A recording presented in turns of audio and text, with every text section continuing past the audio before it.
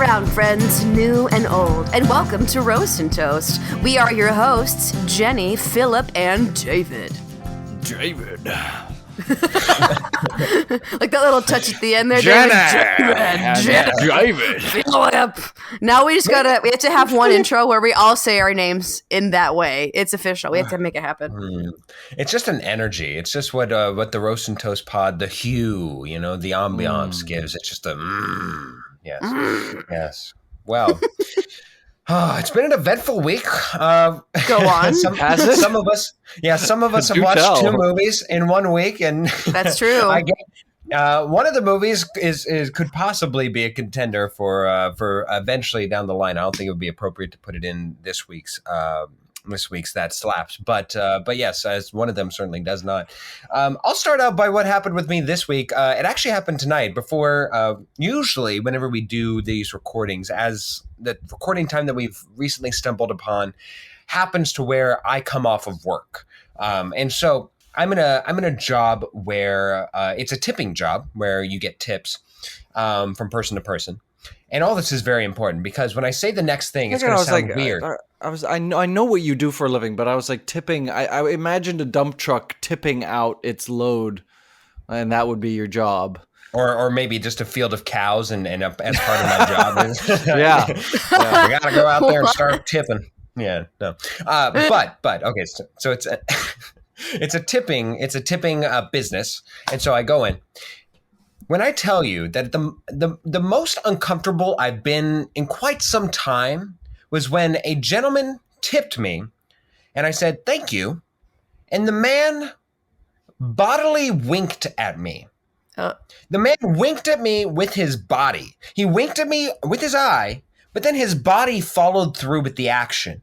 And it was very uncomfortable coming from a sun-kissed Russian man named Kyrillian, something like that, with a chain, with all this stuff. He gave me the tip, and then I said thank you, and then unfortunately, you listening right now will not be able to see this, but gave me a like put emphasis on it, put a little English on this wink, just a super wink, if you will. It wasn't sensual, but I got the essence of like, yeah, I know I gave you a good tip, and I said, oh, like in my mind, I was like, oh, that was So to all the women who have ever been catcalled, yeah, to all the women who've ever been catcalled, to all the women who've ever been just callously hit on in a fiendish manner, in a ghoulish and gross manner, I feel your pain. That was odd. That unsettled me for the rest of the shift, and I realized that I had a lot more that went on this week, but that was so disruptive of my day, of my life, of my night.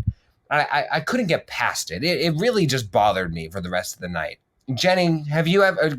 You can obviously talk about your week, but I'm just curious. Is that a normal thing to just feel like that gross ambiance, or just like if somebody just out of nowhere? I'll be honest here on the pod. I do not have a clear memory of ever being catcalled, ever being like I've never received. I mean, there's been times where people have approached me and it was like it was not welcome in that fashion, but I've never been like catcalled on the street. I've never experienced that. It's not pleasant when you don't want the attention. It is not nice. 0 stars. Don't like it. Did not need that extra little seasoning in there with that. Didn't need that. I'm gonna say I've been there because I don't think obviously catcalling is a pervasive problem around the world, and it is mostly men hitting on women, but it's not exclusively that. No, it's not, and this wasn't. You're going to be when this video preview pops up, you're going to be catcalled across the socials, my guy. I'm trying to tell a serious story here. I know, and yet he is wearing the biggest tank top I've ever seen, flashing those guns. All right, go back, David. I'm sorry, I interrupted. Okay, this isn't. I wouldn't call this catcalling, but it was really inappropriate. I was bartending. And I did the opening shift. I did the day shift in the cocktail bar. And the evening shift started, and so they took over. It wasn't super busy. There was a lady who I had made a drink for sitting at the bar. And she was asking me all these questions, trying to flirt with me. And I was like, I wasn't interested. I was just trying to I answered her questions. I didn't try to make anything of it. I just, You weren't I going minded for my more. business as much as I could. And then Yes. the evening shift took over, or like the guy, it was one guy came in, and I was sort of just doing some prep things in the back to, get the make sure everything was set, and that I didn't leave a mess, that there was everything, he had everything he needed to take over and bartend for the evening. And I went up to him and I was like, is there anything else you need me to do before I'm done? And she, from like over there, sitting at the bar, goes, yeah, let him be done. Like, let him be done now so that he can get on the bar and dance for me. Whoa. I was like, excuse me? I'm sorry, what? And I know that if I had been a female bartender and that had been a guy sitting at the bar, my colleague would have kicked him out for sure. Would have kicked him out for sure. But it was, I don't think that there's as much attention given to these things when it's the other way around. No, it's both definitely. And it made me uncomfortable. Sides. It made me very uncomfortable because I was going to sit at the bar and have a drink afterwards, but I did not. I left. I was out of there. I don't blame you. I'm sorry that happened to you. That's horrible. The only thing worse would have been if she had given you a full body wink after that. Oh man! You know what? I don't even think she tipped either. That makes it worse. Oh, so she's a gross human being and she didn't tip. No, 0 stars. Gross. Disgusting. Well, I don't have a story of that nature, but I do have something to share for the week. Yeah, please take us somewhere else. Please. I did my first hip hop dance class in over 4 Yes, years. I saw this. Yes. Yes. Yeah, it was a lot of fun. So I'm trying to find some new creative outlets that are not related to theater. So I always like to go find a new dance class or a new fitness class. Yeah. Spin class is my current fitness of choice, but I rediscovered hip hop. I have a friend who takes weekly classes at this place in Mesa, Arizona called the Jukebox. Really great place. It's kind of in this like collection of warehouse buildings, and they have a great setup. And so I've only done one class so far, and I know it's going to be a regular spot for me. I had a blast learning choreography, dancing to Bruno Mars's Treasure. It was so much fun. So you'll probably be hearing stories of me trying new hip hop dance stuff here on the pod. But yeah, that was an exciting revisit moment this week, and I was so happy that it happened. So nice. Yeah, bust a move, Jennie. Bust a move. I did. I busted that move.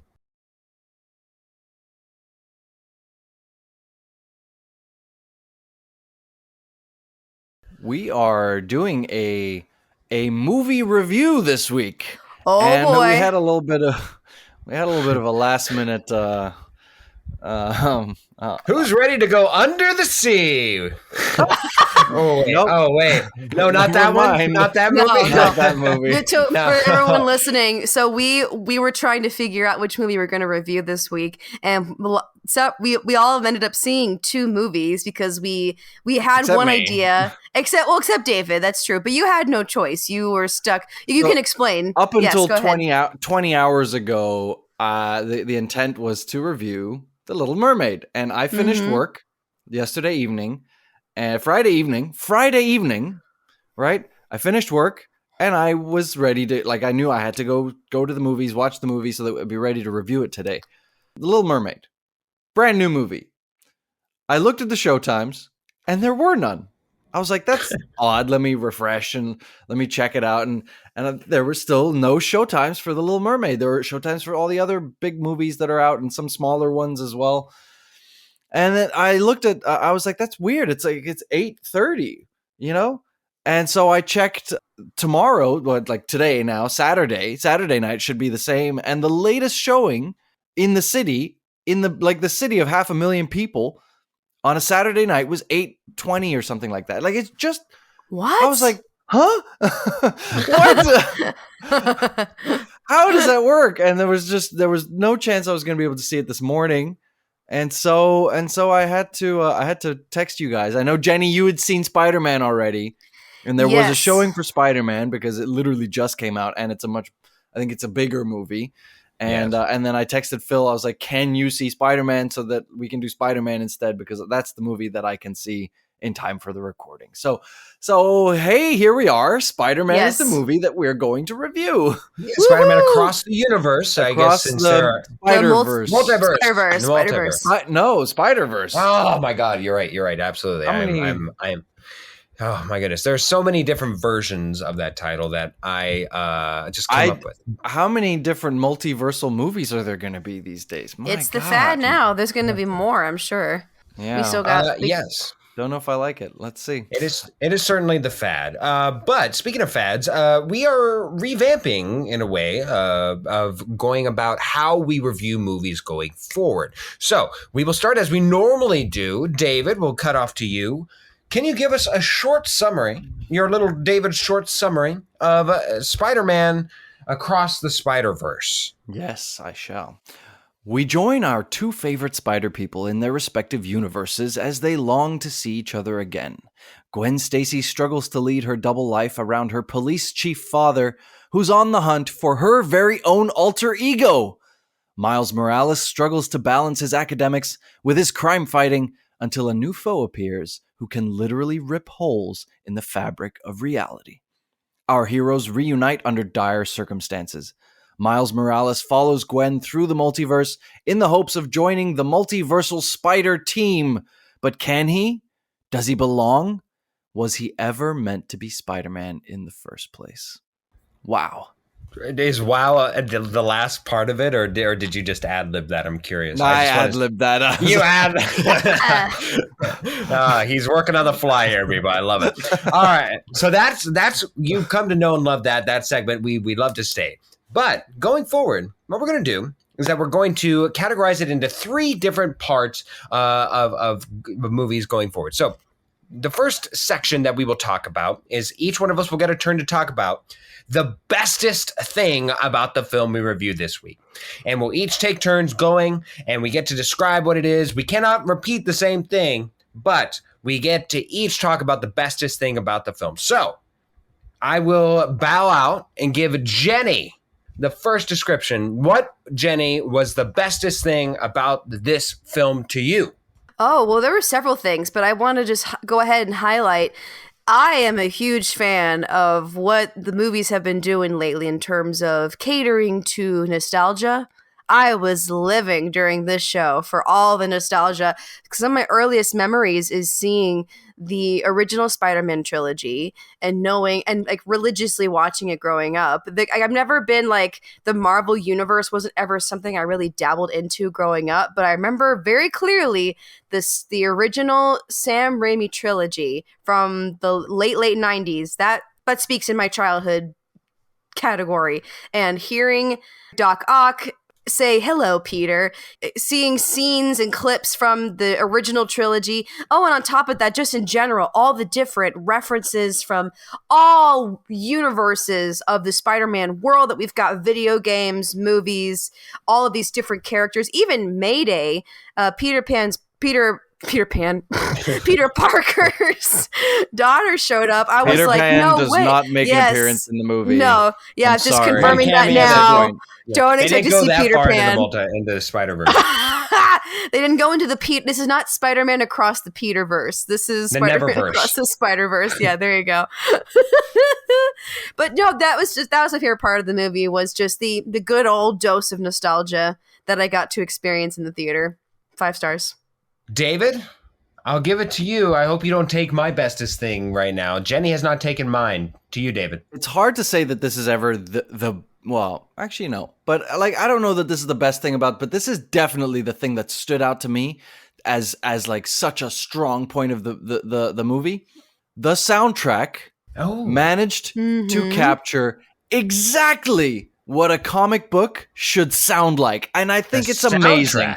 It's so good. The soundtrack is awesome. If in the first 10 minutes, that was all I was thinking about. Like, obviously I was enjoying the reintroduction of the characters. I'd only seen Into the Spider-Verse once. And so it wasn't super fresh. So I was re-familiarizing myself with these characters. But I was just like, wow, like the soundtrack is so cool. It's so cool. Yes. To go to David's point, I too, I think one thing that I forgot about heading into this was how good Spider-Man Into the Spider-Verse was. I just forgot about it, and it was very much necessary and refreshing to have that recap because it had been such a while. But my bestest thing about the film, guys, it has to be the freaking art style. It emoted. The art style surrounding the characters, not only just the characters themselves, which are just odes to their own comics, odes to their own universe, and everything else in between. The art style around creating the scenery, the freaking art, it emoted in such a beautiful way with the melting down of tense scenes.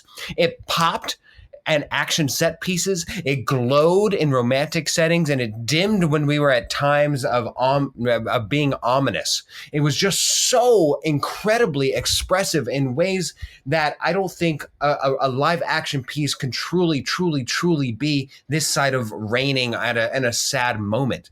It really, for me, the art itself reinforced for me not only the necessity of animation being such a powerful art form, but also inviting the idea within my mind that animation has not, and continues to not only be just for kids. Because I could almost argue that this film can appeal to kids, but it was made for adults, made for people who are like Jennie, who grew up like me, being so nostalgic and just widely appeals because it comes through just like a comic book. For me, the bestest thing was the art style. Now, David, we'll go to our next subject that we wait before on that related to this information. Yeah. Can I share something kind of embarrassing? Yeah, go ahead. So, on the topic of the art style, there were some moments where the cityscape was so realistic that I got height sickness. I have a fear of heights. Oh, wow. And I was experiencing the gut punch of feeling like I'm on a very tall building looking down. Like I was literally like I was watching the movie, but I was also like grabbing my knee.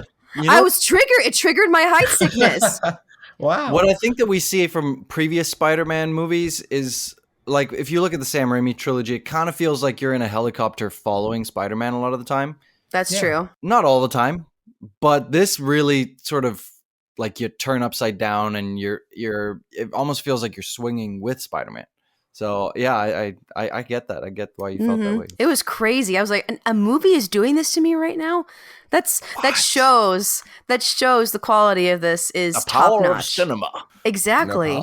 But yes, let's continue on to what we consider to be the worstest part of this movie for the three of us individually. For me, I would say the worstest part of this was I thought the pacing was all over the place. The plot was, everything flowed pretty perfectly, but the speed, the tempo of these different sections of this movie was either going super, super fast or it was going super slow. And it became difficult for me as an audience member because I had no choice. I saw an advanced screening, so I was able to see it before everybody else here on the podcast. And I had no choice but to sit in the front of the theater because that was what we had available. And I was having a really hard time keeping up with everything because there was moments where there was so much going on that I felt like I missed at least 3 to 5 things going on the screen. It became chaotic to the point where I felt like I was lost. Do you guys agree with that? Do you find that there were moments that you felt like, what the heck is going on right now? Yeah, I think the film dragged a little bit. It was a long watch, and I don't know that it was necessary for it to be that long. So I do think that maybe there was some trimming that could have been done, but yeah, perhaps. I mean, it wasn't something that stood out to me. As far as I'm concerned about the pacing, I think it certainly had spikes going both ways, and I think that that's what you're aware of. But once it entered, like it had very hard transitions. But once it got to wherever it was consistent for a while. I think there could have been perhaps a smoother transition, like you're asking for, Jennie. But it wasn't bad enough to be on my worstest. thing about the film, or my worst thing about the film, I should say. Philip, what was your worst thing about the film? You know what was my worst thing on the film? And I sincerely hope that this won't be the case for all movies going forward, and I don't think it will. It just happened to be the first movie that we have and the first time that we're doing this. The worst thing about the film for me was the ending. And it's not even just the ending. but hold on. Spoilers. It's the ending. It's the ending because I didn't want it to end. It was a fantastic film. And the only thing that was wrong about it was one, I go into things without as little spoilers as possible. I didn't know that this was going to be a two-parter, to be honest with you. No one knew. Spoiler. That was the big reveal. No, I think from what I've heard, they had said that there would be a Beyond the Spider-Verse prior to this. So people knew that there would be a continuation. But I guess you're right. I don't know that everybody knew that it would be a two-parter. And I think that's part of why I'm not so as upset as you were, Jennie, about the pacing, or even David about saying that it drags on, because for me, by the time I got to being like, wow, we have like an hour left and we're introducing a new concept. We're introducing this idea of, I'm in a new universe, or, we're introducing this new concept of the probably the last reveal of who another Prowler might possibly be. We have all these ideas. I was like, this now it's starting to drag, because I'm avidly aware we only have 20 minutes. I don't want this to end in such a riotous fashion. And then boom, it does end, but it's on a to be continued note. I only think that the ending serves the Gwen Stacy part of this story, which was why it was put at such the forefront. And to have a story conclude while having Miles's, which was the secondary main story, be continued and be concluded in the second film. It's such a fantastic film that, unfortunately, the only thing I have to say about it is that, unlike Avengers Infinity Wars, where you knew going into it was going to be a two-parter, and so you went in knowing that, okay, this is going to be part one. Everybody knows that this is going to be part one. This one I didn't, so it hit me so abruptly that I was just avidly, like, there were audible shocks in my theater watching this, myself included, having a gasp of just horror, just wondering why is this happening to me? Why is this goodness ending? I want more. Please, sir, may I have some more? That's all I wanted. How dare they make me sit for 2 hours and 20 minutes and not conclude the story? I on that was what I was going to say. I'll now come up with something else. But I do want to just add on. You bring up Infinity War. Infinity War had a full plot. Like, the plot starts, there's a climax, and then it ends. You know, it comes down, and it's like a full 3-act thing. It's just an unhappy ending. And then there's another movie that comes after that then follows on from that, but it's a new story. It's a new movie. This is a half of a movie, and it's already 2.5 hours long almost. You know, so gosh darn it. How dare they? So what is your worstest part then, David? For you? Your second worstest. I'll go with this. An area where I think the movie failed is truly developing the villain. Because we got two villains here. We've got the dude with the holes, whatever his name was. Spot. And then Spot. Whatever. The Spot. And the Spot. Okay. See, I didn't even remember what his name was. Villain of the week. And then you've got the lead spider dude with the laser webs, whatever his name was. Spider-Man 2099? Something like that. But anyway, like the point being that I don't think we really got to know either of them very much. Miguel O'Hara. Yeah. What did you say? Miguel O'Hara. Miguel O'Hara. I don't think we got to know them very well. We spent a lot of time with the hero and not a lot of time, unlike in the first movie where we got to know Kingpin more. We got to know Uncle, what's his name? More. Aaron? I just think that's a movie that's an area where this movie failed. And hopefully it resolves that in part 2. Okay, so next chapter here is what we thought was a little half-baked. A little, like, they could have done more with that. I'm going to go first this time since I've have not gone first yet. I thought that, like, I know, Jenny, you said that this was something you loved about the movie. I thought the cameos and Easter eggs, since we got Spider-Man No Way Home, which smacks you in the face with cameos and nostalgia and like, oh, it's like just an orgy of like my childhood. Oh God, what was your childhood? Whoa. Okay, Stephen King. You calm know down. what I'm trying to say here. Yeah. I thought that this movie kind of hit those, like, it gave us a little like glimpses of the Raimi universe and the amazing Spider-Man. I don't care for those movies very much, but it did show us those two. But it kind of just felt a little like meh. Like it showed us like glimpses of everything, but no substance. I've tried the heroin, which was No Way Home, and now you're trying to get me high on weed, which is just not going to cut it anymore because I had the heroin. You know what I'm saying? Yeah, So David's on a roll go. for childhood Interesting. orgies and heroin and versus drugs weed and talks. yeah. Yeah. Spider heroin. But my point is, like, I'm so drunk on that, like, this is nothing. It just didn't hit it enough for me. Oh man. If you're gonna exploit nostalgia, you might as well do it right. Well, what was little half-baked for me, I mean, I thought about it at first. I don't know how I feel about all the performances this time from all of the new characters. There were some that I really thought that the voice performances were really good. For example, I really, really loved Daniel Kaluuya as Spider-Punk. I really loved his interpretation of the character, and overall just that character, even though he was hard to look at because his animation style was so crazy, I overall enjoyed the character a lot. I was kind of hoping for more. I don't know what I expected with like Andy Samberg's character, the Scarlet Spider. It just felt like it was a moment for comedy, and it was advertised, at least in my world, that it was going to be a much larger character, much more going on to it, but it just wasn't. Like there were times where there were certain spiders that I wanted more attention from than what I got. You know what I mean? That was the one thing that it kind of goes in the same realm though, of like we didn't get enough development for Miguel O'Hara. We didn't get enough in our personal opinion, development for the Spot. But yeah, just in my world though, the spiders in general, I wish there was more focus on all of them and less on like Gwen, because we already know Gwen. We already got to know her. So just me. My half-baked thing, and I think that this will probably be the most controversial out of the three, that I would probably get some negative reviews from both of you. But it's honestly how I felt.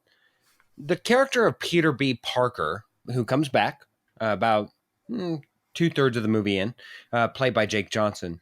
I'm going to be honest. Like, Jenny, you even said like you liked the character of Mayday. I thought it was just a safe bordering on bad choice of making him a dad. Like, that did nothing for me. And the justification was like, that's why I became a dad, was because of you, Miles, is because like I thought if you were good. Like, to me, the whole character just did not work for me in this one whatsoever. And maybe it's because I so enjoyed the character in the first one that having him come back in a reduced role, but also trying to balance him with he'll be important enough that we'll have him back, but he's going to be here not long enough to actually matter. And then he'll also be carrying a baby around. Here, hold my baby. Don't you want to hold my baby? Like it'll all make sense.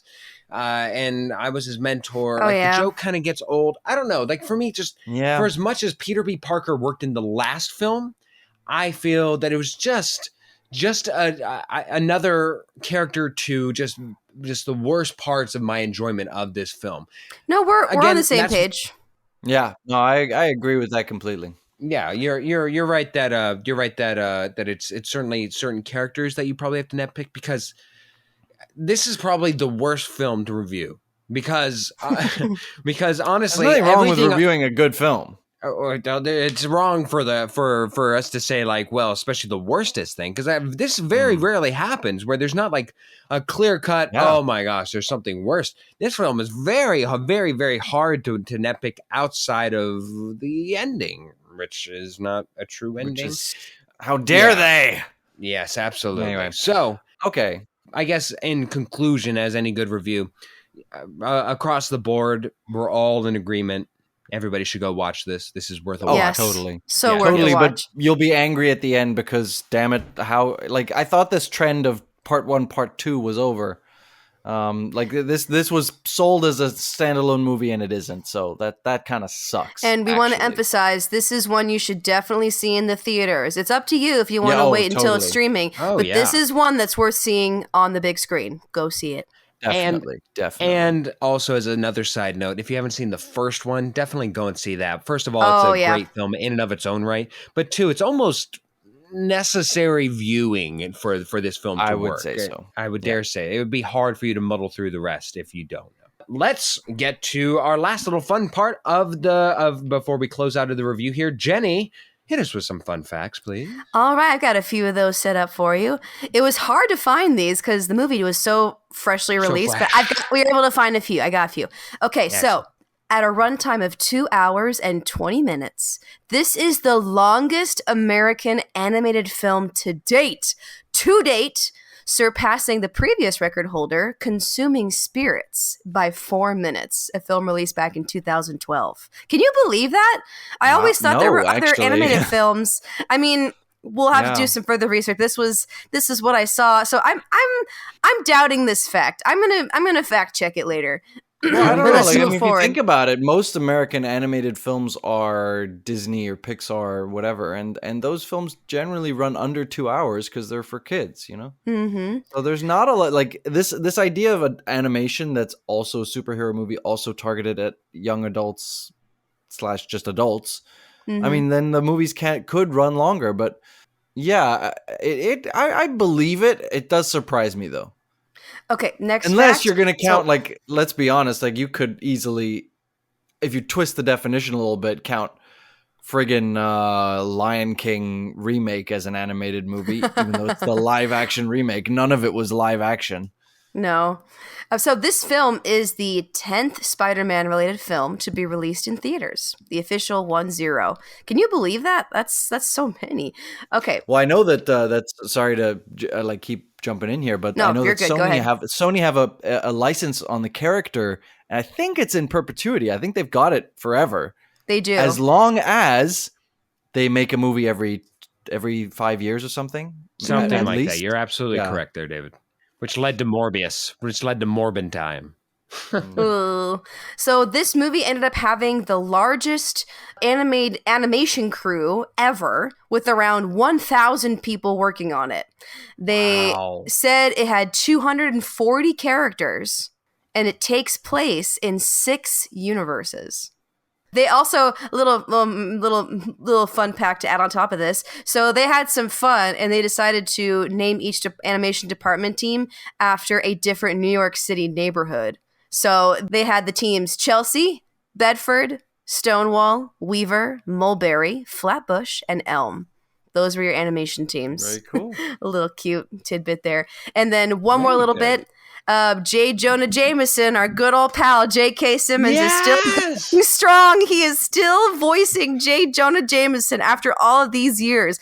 We get the pleasure of hearing him 3 times throughout the entire film, 3 different universes. Can you believe was that? he in the first? Was he in the first Into the Spider-Verse? Was he in that movie? I do not remember, but I'll have to double check. Because I don't believe so. let's assume not.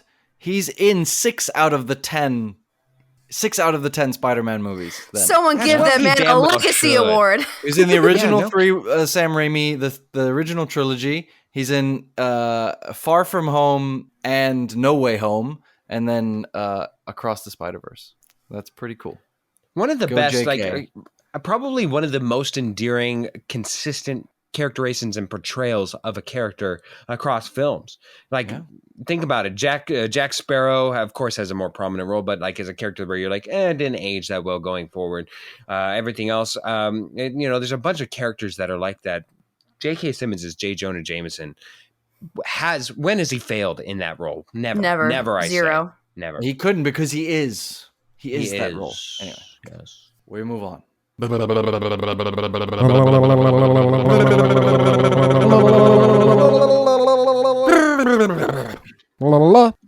Well, since we are reviewing the film The Little Mermaid, oh no, wait, we're doing Spider-Man. Guys, Nope. Seeing as how we were going to do, when I created this mini segment of blanks, I had done it with the idea that we were going to be doing The Little Mermaid. I'll be honest, I put so much thought and energy into this that I wanted to keep it The Little Mermaid. So Let's enjoy the following content that is themed towards The Little Mermaid, not Spider-Man. All right, I need, let's go with you first, Jenny. Mm-hmm. What is a body of water? Give me a body of water. Lake. David, give me a plural noun. Balls. God damn it. Can you be more? Is it possible? Can you be more specific? A specific plural noun. A specific plural noun. That's pretty specific. Yeah. Well, slightly more specific. Maybe an adjective. Testicles. Oh, we went the science route. Specific enough. Sure. Jenny, I need an adjective. Squishy. Ooh. Oh, would you rather be used moist? Crunchy? No. We are quite good. We are quite good. David, need an adjective as well. An adjective as well. Okay. Vivacious. Oh, Is spicy. that even how you pronounce that? I don't even know. It is. Yeah, that's right. That's right. Yeah, I thought so. It feels right. And if it feels right and it looks right, it is right. Jenny, I need an adjective that you would use to describe something nasty. Oh! I just did, but I'll add another one. Why not? Crusty. Ugh. David, an adjective to describe yourself as a dancer. Passionate. The craft. I may not be good, but I'll do it as passionately as I can. Jenny, an adjective, please. Oh, cerulean, Oh my god. which is the best blue in my opinion. But we can save that for a debate for a future episode. David, give me a good name for a seagull. I don't know. Fishy McGullet. That's my new drag queen name. Please welcome to the stage, Fishy McGullet. All right, we are near the end. Jenny, I need an adjective. Shiny. And David, lastly, an adjective. God, so many adjectives. Rusty. All right, gather round, you little seahorses and coral reefs, you. Get ready to embark upon the silly undersea adventure. Once upon a time, in the magical kingdom beneath the lake, King Triton, the ruler of all the testicles, decided to have a little fun. He put on a squishy wig and a vivacious beard to disguise himself. As he swam through the coral reefs, King Triton encountered Ursula, the mischievous sea witch. With a twinkle in his eye, he challenged Ursula to a crusty dance-off. Little did she know, King Triton was secretly a passionate dancer. They danced and twirled, making the underwater creatures giggle and gasp in amazement. King Triton's wig and beard flopped around, creating a cerulean spectacle. Ursula, despite her wicked ways, couldn't help but laugh at the absurdity of it all. Meanwhile, an annoying seagull named Fishy McGullet swooped down from above, trying to steal King Triton's wig. The seagull's antics disrupted the dance-off, causing King Triton's wig to fly off and land on the seagull's head. It was a sight to behold, a seagull with a squishy wig, and King Triton with a vivacious beard. The underwater creatures erupted in laughter. Even Ursula couldn't contain her amusement. King Triton and the seagull ended up joining forces and created a shiny comedy act that entertained the entire kingdom. From that day forward, King Triton, Ursula, and the seagull Fishy McGullet became unlikely friends, spreading laughter and joy throughout the undersea world. They formed a rusty trio, performing silly antics and dance routines that would make even the grumpiest fish crack a smile. I will be providing the game this week, as well as a guest who is coming back from our past, Jamie Grossman. Now, Jennie, you have not been on the pod as a host with us alongside Jamie, but you do know Jamie. I do know Jamie. It's been so long since I've seen you. It's been it feels like 10 years. I really feel like it's a decade. I really do. That's how old we are now. I know. I was just talking to Phil about this, how our friendship is 12 years old now, and it's absolutely bonkers. It's crazy. But it's so good to see you. It's so good to see your face. I'm glad to see that you're doing well. You too. And David and Jamie, I'm sure that it's equally as refreshing to see each other again face to face in this format as well. It's been a minute. It's been 1 year. It's not 10, but 1. It feels like 10. And I don't know how long ago it was exactly, but I do remember that episode where you came on, Jamie, very, very fondly. And I remember talking a lot about waxing. And yes, a lot. Jamie's face is alight with shame, revelation, a lot of words. Listen, for most of the time when I talk, I have no idea what I'm saying. It's just kind of coming out, and then I instantly forget it. So I'm so sorry I put you through that. But also, you should know. If you are curious listening to this episode, go back. It is episode 41. 1P and 2 pods. Jamie joined us along with her podcasting counterpart CJ, and we had a lot of fun. So go check that out.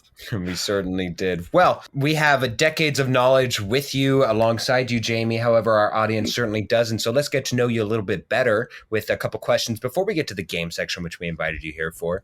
I'll start with my question first, since I'm leading the charge here. What is the stupidest reason you ever got hurt for, Jamie? Take it where you want to, emotional or physical. What is the stupidest reason you ever got hurt for?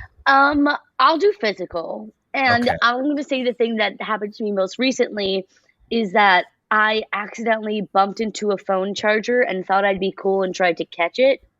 But the little silver prongs things sliced. Oh. Can I curse on this podcast? Oh, go for it. Sliced the out of my toe, and blood sprayed everywhere. And I don't do well with blood at all. So I was just like, there's blood. And it was me trying to be cool for no one. No one was there. No one was there. It was just me. It's a vicious cycle. You got hurt. You look down, saw that you're hurt. You pass out. You wake back up. Oh my gosh, I'm hurting. Why am I hurting? Oh, I'm passed out. That vicious cycle, right? Something along those lines. Yeah. But I'm a throw upper, so it makes me nauseous. So I was like, I'm gonna hurl. So there was just a chain reaction going on. Yeah. Well, it's okay. I'm glad it was a solvable thing. But here, let's go ahead and move on to my question.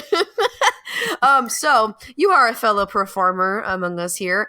I have a classic podcast question for you. What is your go-to song at karaoke? You want to know something kind of embarrassing? I've never done karaoke. That's not true. I'm calling BS. You've never done karaoke? I've never done karaoke because okay, and tell me if I'm an absolute for thinking this or saying this, but this is how I feel, so I'm going to say it.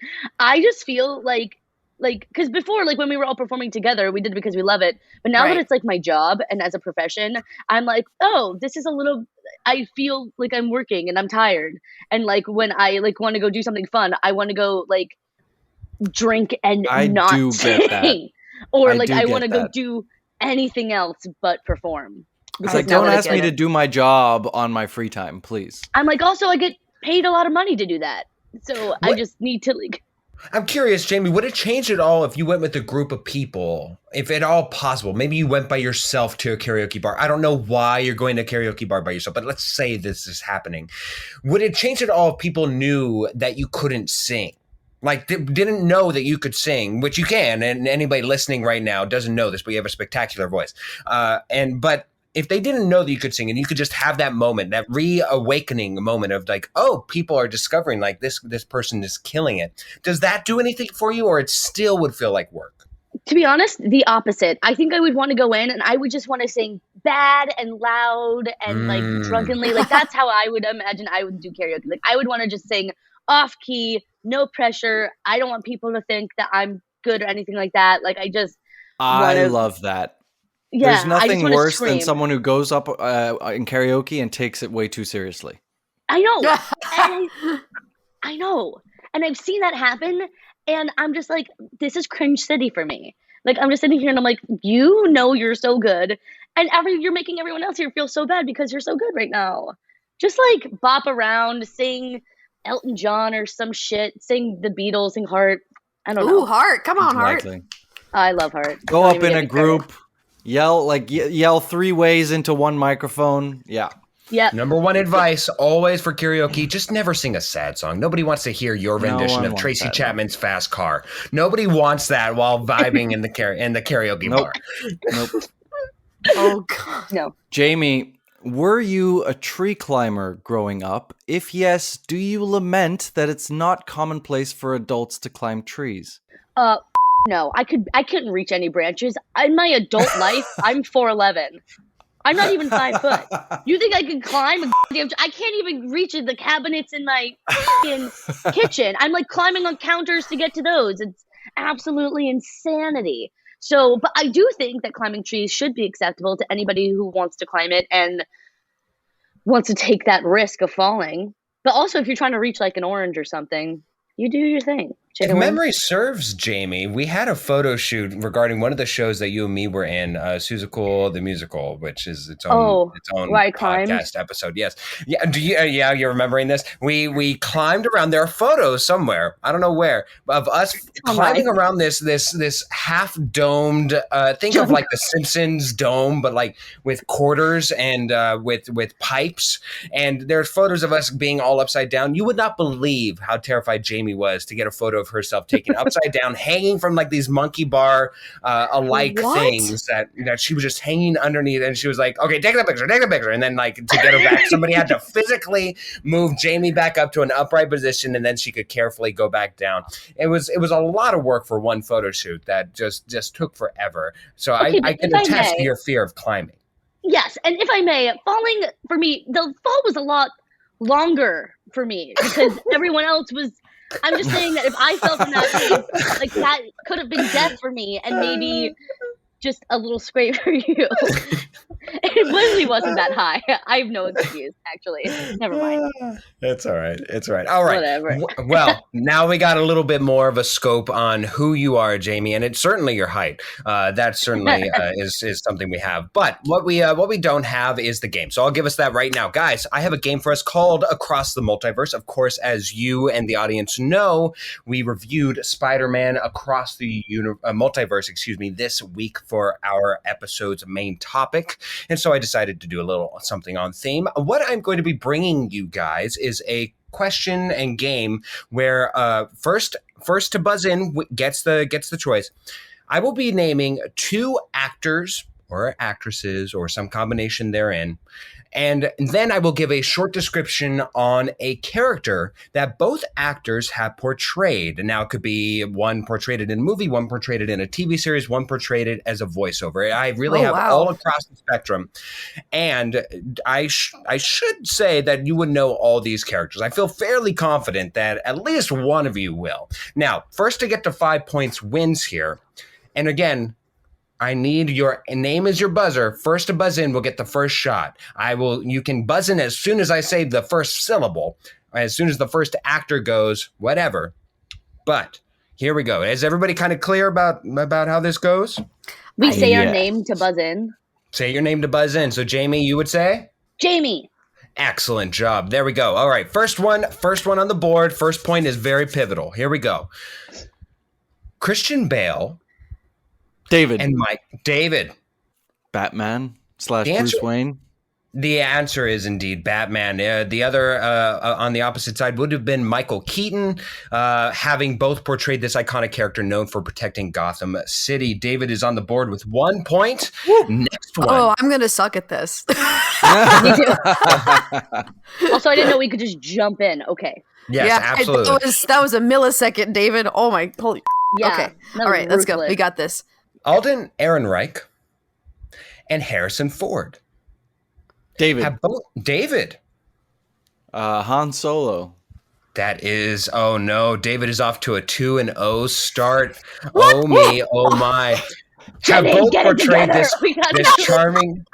Jamie, I've said on the podcast before, I'm a huge horror movie fan. I don't know anything about Marvel. We'll see how it. Let's keep going. Let's. Yes, I'm Han hoping Solo, the I'm famous bored. Marvel character. Yes, absolutely. All right, next one. Andrew Garfield and Tobey Jamie. Maguire. Jamie. Spider-Man. Now, Jamie gets a point there. Jenny, did you try to buzz in with Jamie's name? Did I hear that correctly? Did. That was a calm response moment. I don't know why I did that. Maybe if you didn't already buzz in, you were going to be buzzed in by one way or another. I'm nervous. Next one. Joaquin Phoenix. David. And Jamie. Joker. Oh, I did hear David first, and it is indeed the Joker. Heath Ledger was the second one. Joker being portrayed by Heath Ledger in The Dark Knight and by Joaquin Phoenix in the self-titled Joker.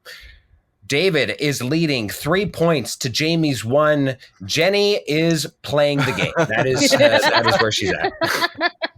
Just happy Next to be one. here. Happy to be a part of here. You seem happy, Jenny. Patrick Stewart and James McAvoy Jenny. have both portrayed Jenny. I don't remember his name, 3, but it's the 2. character from the X-Men, the Doctor Professor. I want to call him Professor X. But I don't know if that's right. I'm going to give Jenny the point. It is indeed Professor X. It took a while there. Just we'll be a little faster on the next one. But yes, it is 3 points to 1 and 1 for the double J's over there. Patrick Stewart and James McAvoy having both portrayed Professor X. Next one, Daniel Craig and Sean David. Connery. Oh, David. Oh. Bond. James Bond. That is true, my dear son. And now we are at 4 to 1 and 1. 007. Having gotten James Bond on the board. Mark Hamill. Jenny. Jenny. Luke Skywalker or Joker, either one. I need an answer. I can't get the entire. Come on, Jenny, talk you got over. it. Luke Skywalker. Let's look at his IMDb and list all the characters he's played. Why Jenny, not? you are incorrect. Mark Hamill and Jared Leto have Jenny. both. No, Joker. Jenny, you've already buzzed in. You've already buzzed in, Jenny. Jamie. Joker. That is correct. It is indeed the Joker. Wait, hold on. I'm gonna call this out. We're counting the Bonds. We're counting the Bond universe, and we're not accounting for Star Wars. I'm just saying. I don't think Jared Leto's ever portrayed. Jared Leto never played. I'm referring to Luke a previous Skywalker. question. But you know what? It's fine. I'm just on the Okay. board. That's all I wanted. You are on the board indeed, Jenny, but you are on the board with 1 point. Jamie now has 2, as Mark Hamill has voiced the Joker in various animated series, and Jared Leto in the Joker by Jared Leto in the Suicide Squad. Jamie has 2 points, and David is 1 point away from victory here at 4 points. Next one, very big point here. Paige O'Hara and Emma Watson. Jamie. Jamie. Is it Belle? The answer is Belle, portrayed by Emma Watson in Beauty and the Beast, and Paige O'Hara in the original animated film. Jamie is making something of a comeback at 3 points to David's 4. Jenny's still here. Next question. Next question. Anne Hathaway. Jenny. And Halle Berry. Jenny. Catwoman. The answer is Catwoman. Look at this. 4 points to David. Guys, 3 I'm points doing to it. Amy. I'm doing it. Jenny has 2 points. Anne Hathaway, of course, portraying Catwoman in The Dark Knight, and Halle Berry in that god awful film. Catwoman. I was so worried. I was thinking like, oh no, this is gonna be Les Mis or something. Les Mis I've or never something, seen, and I don't care to. Yes. All right, next one. Jeremy Renner Jenny. and Matt. Jenny. Oh, who are you going to say? Say the other name. I'm not. You cut me off. Hawkeye. 3. The answer is not Hawkeye. Jenny, Okay. you are David. out until David. Jason Bourne. The answer is Jason Bourne. He has sealed the victory at 5 Matt Damon, points. huh? You're gonna say Matt Matt Damon. Damon. Yes, I was. Of course. Woo! Both having played Jason Bourne. You guys want to finish this out? I only have 3 questions left here. They won't count for why anything not? other It's than rapid fire. Why not? Let's do it. All right, Robin Williams and Will Smith. Jamie. David. I heard David first. The Genie. The Genie is the correct answer, as Will Smith recently readapted it in the live-action adaptation of Aladdin. Next question. Johnny Depp. Jamie. And Jamie. Willy Wonka. My goodness, Jamie, that was very impressive. Yes, indeed, it is hell Willy yes. Wonka. Gene Wilder was my other one, having both portrayed Willy Wonka, and soon Timothée Chalamet will join that list. Next one, and my last one. God. I know. Chris Evans. And Jamie. Jamie. The guy from Fantastic Four. The 2. The fire guy. Okay, gotta give that. That's gotta give it to her. That is. I got the name. For the point that doesn't matter, I'll give it to Jamie. It is the Human Torch. The Human Fire, Torch, yeah. or the Fire Guy, as Jamie so lovingly shouted. What's his name? It's Johnny Blaze or Johnny. something. Johnny. Yeah. No, I don't think it's Johnny Blaze. Johnny Johnny Storm. Larson. Johnny Storm. Johnny Storm. Johnny Storm. There you go. Johnny Yes, Blaze. all What? Isn't Johnny Johnny Ford- Blaze Ford- Ghost Rider or something? I Isn't think you're that right. from like that Something like- magician movie, or that's the Ghost Rider name? That's the I don't know. Nicholas, it could be Nicolas Cage over in Ghost Rider. It could be Nicolas Cage. Nicolas Cage. Ghost Rider. I beast. hardly ghost know her. Yep, Johnny Blaze is indeed the Ghost Rider. Oh, John. Okay, so at least I wasn't like completely out. That's a Marvel adjacent. It is Marvel. So, anyways, whatever. Jamie, thank you so much for joining us. We really appreciate it. You actually made this very entertaining. You brought it back. Made David sweat for this one. But thank you so much. Is there anything you want to plug while you're closing out and saying goodbye? Honestly, no. There's nothing going on. The only I've been doing is industrials, and that's not for the public. So That's fair. All right. Yeah. Well, Jamie, thank you so much for joining us. It's always a blast to have you back on. Thank you so much. thank you for having me. And with that win, David vaults himself up to a sterling record of 6-3, while I remain down in the dregs at 2-7, and Jenny's loss digs her down into the hole of 3-5. Sad day. No.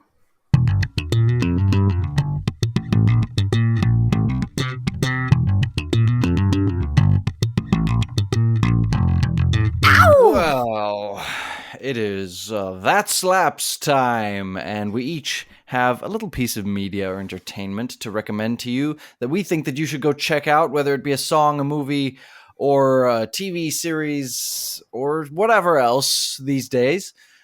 Mine is a song, and it's called Problem, I think. It's called Problem, but without any vowels, so it's PRBLM, all caps, by Friday Pilots Club, and it slaps. Go check it out. I also bring to the table this week some music. Again, though, I will be introducing a whole album. So, I have not talked about this band yet. They are called Unknown Mortal Orchestra. They are from New Zealand, I believe. They're a wonderful Kiwi band, and they just released their latest album this year. I'm not sure. I'm on the kind of same track here as David, where I'm not sure how to say the actual album name, but it's either V or it's 5. And this album certainly slaps. It's a groovy, however many minutes of just vibing. It's another one of those albums where you just got to listen to it in your car and drive, and it just fits the vibe perfectly. Go check out 5 or V by Unknown Mortal Orchestra. That slaps. I'm so sorry, Jenny. This is like the second week, I want to say, that you've mentioned this song form. What is Kiwi? I'm not familiar with it. Oh, it's like a term that New Zealanders have they call themselves Kiwis. You never heard that before? I've never heard that before. I didn't know. I'm Wow. probably the one who's ignorant here. I will not probably. I am you ignorant are. to it. Thank you. Thank you. I am an ignorant slut. But hey. My That Slaps this week, if I can make one last reference to the idea that we were supposed to watch The Little Mermaid, and be that as it may, actually one of the few highlights of that film was actually the song called Wild Uncharted Waters by Jonah Hauer King, who sang the bleepity bleeping poop out of that song. I actually quite enjoyed that. I was taken aback. I was like, okay, I get it, ladies. I get it why in 3 days we'd want to marry this guy. Let's go. Chart me, daddy. Chart me. Wild Uncharted Waters by John Hauer King from the newest Little Mermaid album. That slaps. All right, well, we've unfortunately reached the end to this rather delightful podcast. I've had a blast. But before we close out for the day here, we have a few people to thank. Yeah, thank you to Cass and Crossland and to Jake Corlang for the musical tidbits that you hear on the show. Thank you, guys. Thanks to Ryan Ardell. And thank you to Josh Huntz for the audio bits you've heard throughout the show. And thank you to you, the listener, you sweet listeners. Thank you for always tuning in. And if you're just joining us, thank you for joining us for the first time. Now, continue to listen to us and follow us on all of our major social media platforms, our Instagram, Facebook, wherever you'd find us on the social medias. Or you can always keep listening to us wherever you'd like. We're on Spotify, Apple Podcasts, Google, you know the main ones, except Pandora. Ugh, disgusting. Only for scuttlebutts. Don't even think about it. Oh my gosh, so we're all connected in this world? Yes. No matter which universe you go to, no matter which Spider-Man you talk to, Uncle Ben dies by a bear.